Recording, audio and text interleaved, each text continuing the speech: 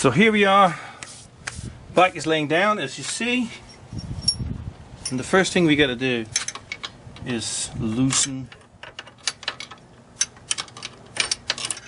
the clutch cable. These are the jam nuts,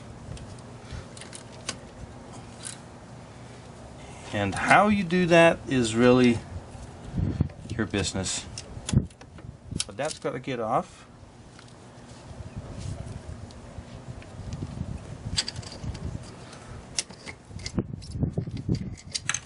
Whole clutch cable then comes out like so. Try to salvage the nut here, and you can sort of just leave that hanging just like that. Next thing is your side stand. The bottom bolt is a little harder to get to, and then once I get it off, I will usually just leave that whole assembly down. I'm an idiot and I have not disconnected the side stand switch yet. I figure one of these days when I'm out in the desert and it actually strands me, I'll be smart enough to do that. So leave that hanging down like so. Next thing is your shift lever. The bolt's got to come all the way out because of the slot that's in the shift lever. You might want to notice where you have it as far as the up or down position. A little bit easier for you to judge that once you put it back together again. Next thing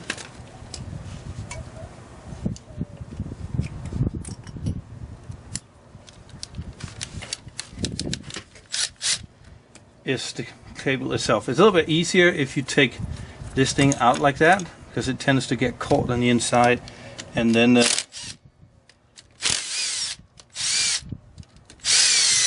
at it we go. Now once this thing comes apart, it will actually look a little bit different than yours, since I already have an EXP in there.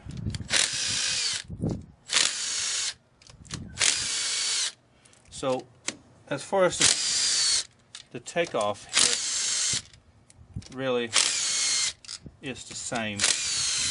The difference between the two is just what parts that you see. Now a couple of things you want to do when you do take it off and get it ready. Watch out for two things. The gasket, one of them, if you plan to reuse it. This is the same gasket, it's been on and off a lot of times. You will get a little bit of oil dripping down, that's just the way it is. The other thing, that once you see that the gasket is clear,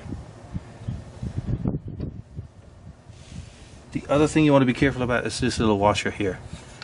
I like to put him back on here so I don't replace it, because then you'll have all sorts of fun putting it back together again. So because this was cold, there was actually a little bit of mess here, but such is life. Next thing you want to do is take the clutch springs off.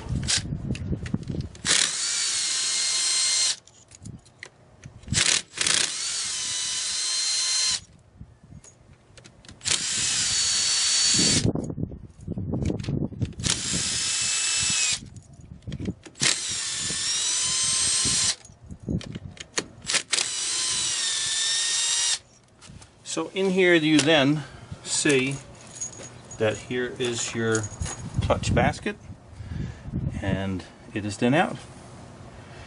We'll start by take everything out and leave it in the same sequence as it comes in. So we'll stop it here. So next thing you see is your pressure plate with your throwout bearing. I tend to pull it out with the throwout bearing like such, and now you have the clutch basket out of the pressure plate and the throwout bearing. It will come out, not to worry about it. You just put it back in if it does fall out. Set that thing aside, and then don't mind, this is another version of the ESP that I'll be replacing. So anyway, what you will see is all of these things in here, and forks, axes, screwdrivers, whatever you can find. The idea is to get them out, and you just start. You're going to have to wiggle them a bit, and there is really, unfortunately, no easy way how to dig them little things out. They tend to be in there pretty good, but you get the idea.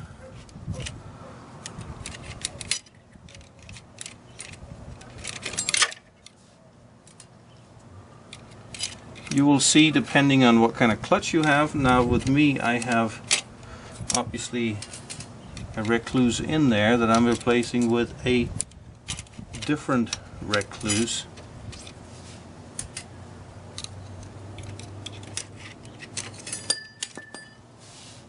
If you drop one, just make sure that you clean it up again before you throw it back in there. Wipe it down with a rag or something.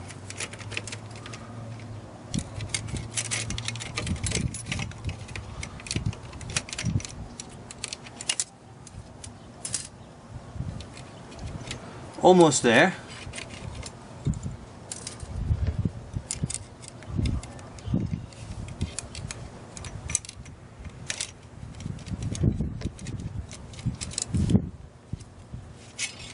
You will not see these little inserts here either.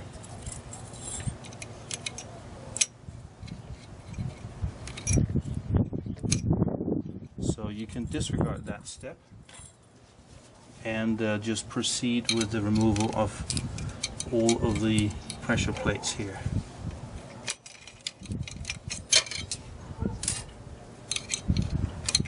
There's a little bit different on the pressure plates. You will find that the most inner drive plate, which looks like this, it is more blue in color, has a notch on it. You go ahead and leave that one in there, and then we'll talk a little bit about the EXPs and what goes and what does not go. A little bit about what's in there. We have the first wide pressure plate is already in there. We left the last part of the video. Let's talk a little bit about this. Is what we're going to put in. You're going to have 6 of the wide tab OEM dry plates, excuse me, friction plates. And then you're going to have one that you can see is just a little bit narrower. 6 of those, 1 of those, and you're going to have a total of 7 dry plates supplied with the kit. And your EXP, which has been soaked in oil and is then ready to be put in as well. Then it's literally just a matter of mix matching. The first one to go in is the important part. You double check. Always double check. You narrow one. A drive plate. A friction plate. Drive plate. Friction plate. Drive plate, friction plate, and so forth. At this point, there's really no reason for me to keep mentioning that. Always double check. You can do damage if you mix or mess things up, so make sure you get it just right. Then you will end up like so. Then is your EXP's turn.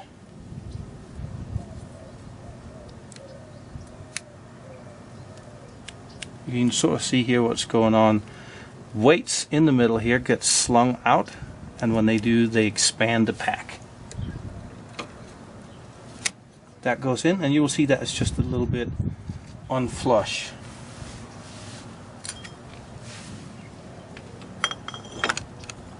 Throwout bearing, excuse me, pressure plate with the throwout bearing. Then you got 7 new shiny discs, springs rather, I prefer to start them off with my fingers. There's a little indentation on here that fits into the springs. Make sure, not at this point, but at some point that you get that lined up so it's not off center. I suppose once you start the engine it will pop in the center, but you probably need a new change of underwear at the time.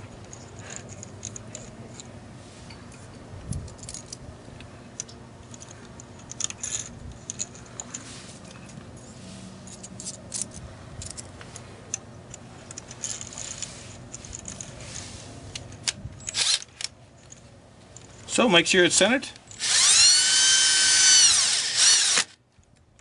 Don't want to torque it at this time.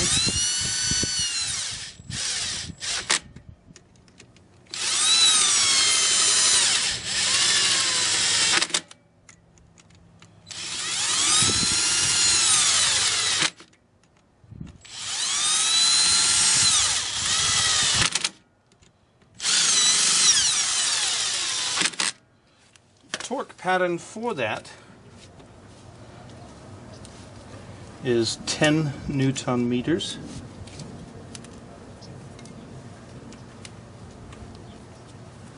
Of course I can't get this thing apart.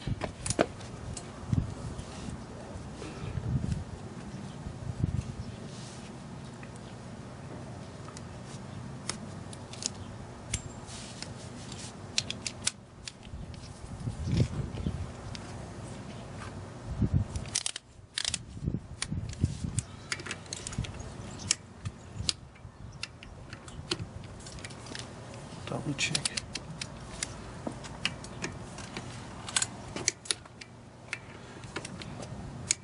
I pretend that it's a wheel I'm putting on my car, so I fan brace or cross brace it.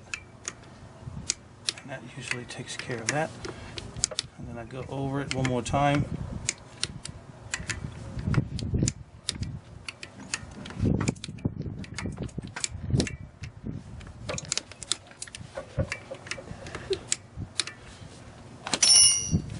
Double check everything looks good. Then the tricky part is to get the cover back on.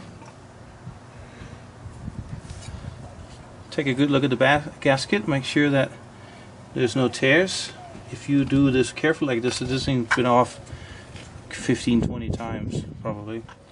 You want to gauge where the axis of your clutch, and then you just continue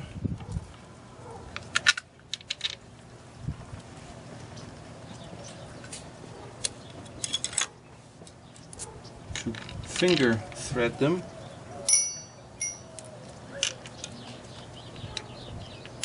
And then make sure you get the pattern on how to, I guess I have the wrong one in here.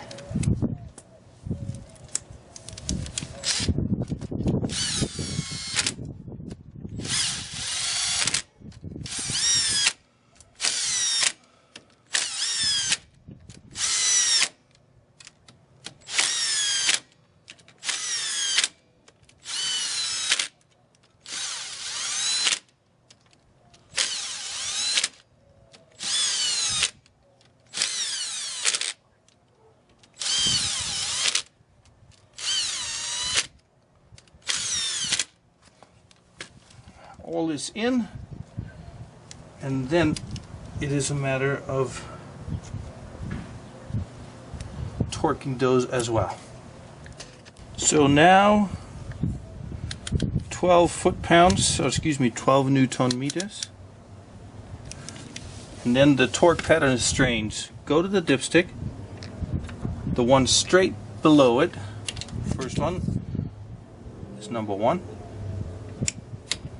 Then you go straight up to the top, go 1 to the right is number 2. Need my extension.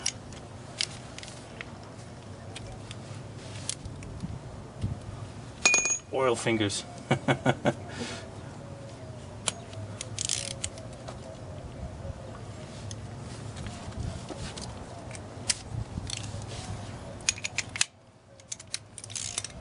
straight up, 2, 3, 4, 5. Then from number 1 go 1 to the right, and that's number 6, 7, 8, 9, 10. Go 1 to the left of the start, 11, 12, 14, excuse me, 13, 14, 15.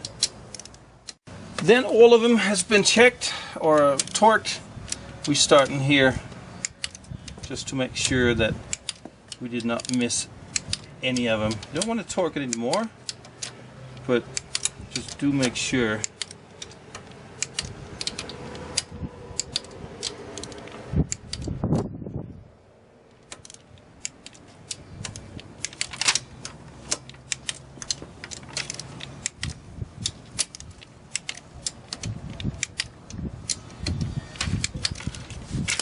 For you that you can do a frame grab. Here it is, the torque pattern. Then the next thing is essentially reverse what you did before.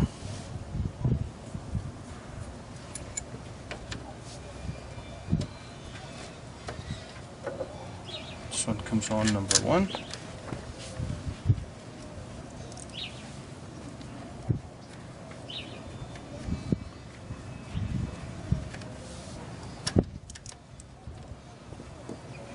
And you just tighten that. You can go in and look for a torque, but I usually wiggle it, and if I can see it's wiggling and the shaft is not wiggling, it needs a little more. I just barely tightened it enough. It is thin aluminum. There we go.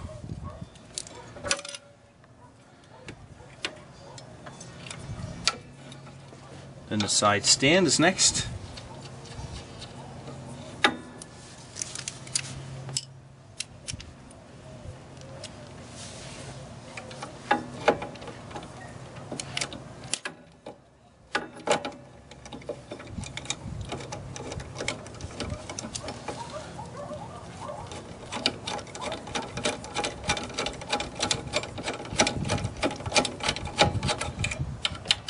I suppose you can go pick up the torque for that as well.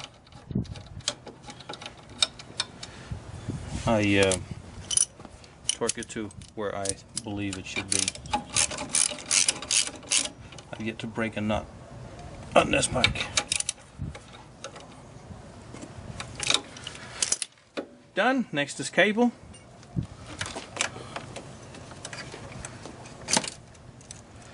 You might find that with this setup here that you need to put both of the nuts up on top.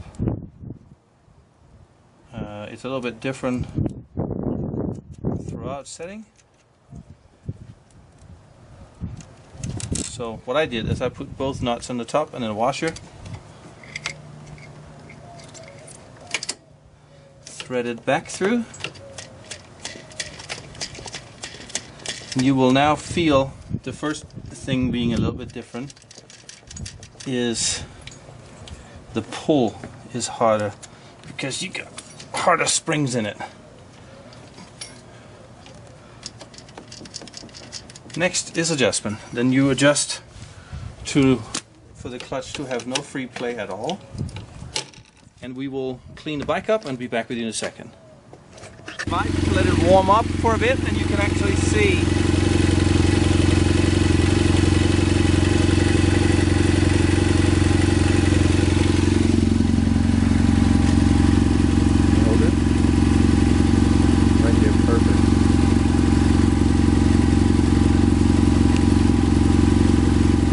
Lightly pressure on the clutch.